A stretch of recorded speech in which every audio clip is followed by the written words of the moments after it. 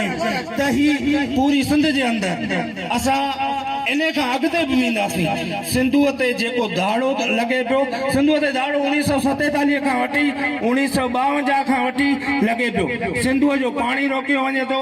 सिंधूअ जे कंहिं न कंहिं तरीक़े सां कालाबाग डैम, पोइ बैराज, पोइ हुन ते कब्ज़ो, पोइ कैनाल, हाणे मुकमल सिंधूअ खे तबाह करण जो हिननि निज़ाम रखियो आहे। जेका पीपल्स पार्टी जी हुकूमत आसिफ अली ज़रदारी डील करे वेठो आहे त बिलावल ज़रदारी खे वज़ीर आज़म ठाहियो, हमी सिंध जा सभु वसीला खणी वञूं। मूंखे हमी कोहिस्तान वधी हिकिड़ी ॻाल्हि खां अव्हांखे वाक़ुफ़ कराईंदो वञा। कोहिस्तान में रेती, बजरी, पत्थर, कोयलो, पावर एनर्जी, इंडस्ट्रियूं, सोसाइटियूं, कंहिं बि कोहिस्तान एॾी वॾी वसाइल वफ़ाक या सिंध गवर्नमेंट खणे थी, उन में अवी मूंखे ॿुधायो कहिड़े बि इदारे ते या कहिड़े बि वसीले ते कोहिस्तान वासियुनि जी मालिकी आहे? कंहिं बि वसीले ते या निकिरंदड़ कोहिस्तान जे ज़ख़ीरनि ते या कोहिस्तान मां थींदड़ कंहिं बि वफ़ाक ऐं सिंध गवर्नमेंट जी बचतनि खे कंहिं ते बि कोहिस्तान वासियुनि जी किथे बि का मालिकी कान्हे। हा, इहो आहे त कोहिस्तान जा सरदार वॾेरा उतां भतो वठनि था ऐं कोहिस्तान जे मिसकिन माण्हुनि खे ऐं उतां कूड़नि केसनि में, कूड़नि फॾनि में फासाइनि था।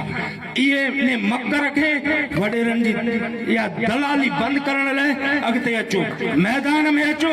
जॾहिं मैदान में ईंदो तॾहिं वतन बची सघंदो, तॾहिं सिंधू बची सघंदो, तॾहिं जबल बची सघंदा।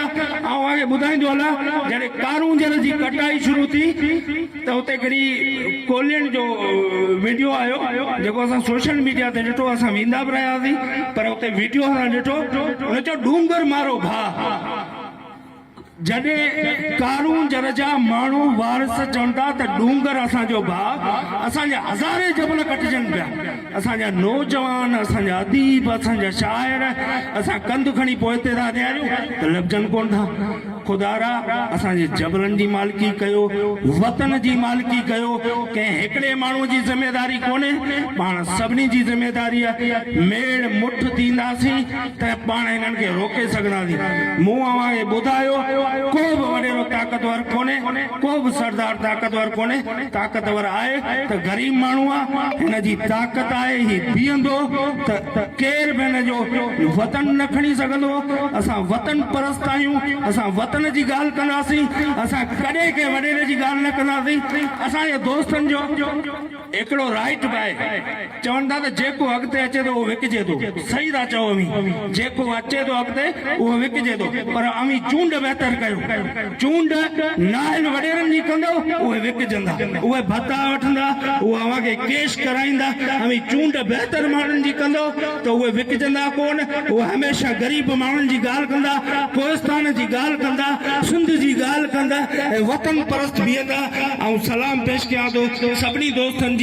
असीं चऊं था अॼु बि असांजी पूरी सिंध जे अंदरि बेदारी मार्च हलनि पिया त असां सिंध खे बेदार कयूं ऐं सिंधू दरिया ते जेको दाड़ो लॻे पियो हिन ख़िलाफ़ उथी खड़ा थियूं।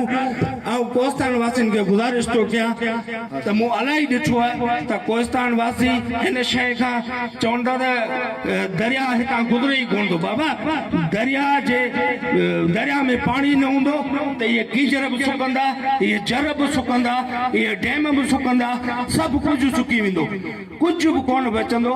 ही थर बि वहंदड़ो, उनखे बाद में रेगिस्तान कयो वियो।